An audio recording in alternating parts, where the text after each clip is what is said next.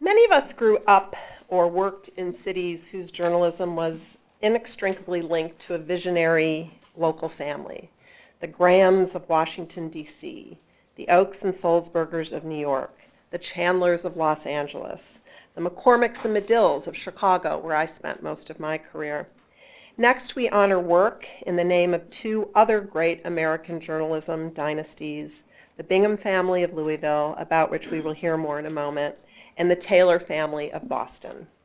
There are few places where the fortunes of a city and a family were more intertwined than Boston and the Taylors. The family's commitment to the highest level of journalistic accomplishment was animated in the Boston Globe, which was overseen by members of the Taylor family for over a century. Bill Taylor, while chairman emeritus of the Globe, championed the idea of an award for fairness, something that's very hard to define, except in the breach usually, so the judges really work hard at this one every year. The prize was one way of giving back from the Taylors to a profession served by 5 generations of their family.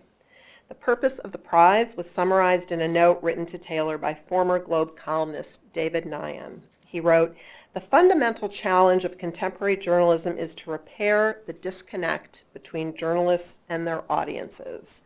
At its root is the lack of trust many within the profession perceive in those we strive to inform.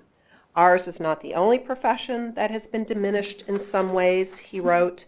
"Journalists are not doing enough to restore that severed trust. We have to earn back our credibility." It's an honor to give the Taylor Family Award for Fairness in Journalism and its $10,000 prize in this room named for Bill Taylor's father, William Davis Taylor.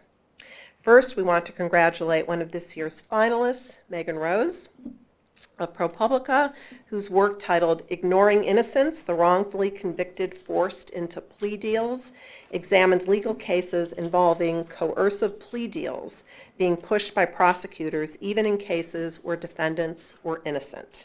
Please join me in congratulating Megan.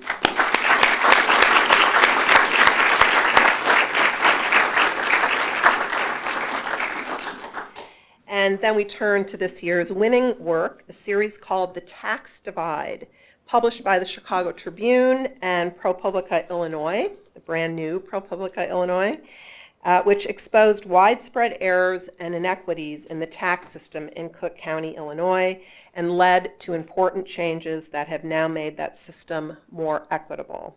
The work was spearheaded by Jason Grotto, a 2015 Nieman Fellow, who started it at the Tribune before taking a job at ProPublica Illinois, where the series was finished. And if I recall, a lot of the heavy thinking for that started in this very room and on this very campus. At both places, Jason was joined in the series by others who helped bring this important investigation to light. And one of those we'd like to welcome tonight, Karin Tishu, who is the Deputy Editor of Investigations at the Chicago Tribune. Karin, where are you? Thank you so much for being here.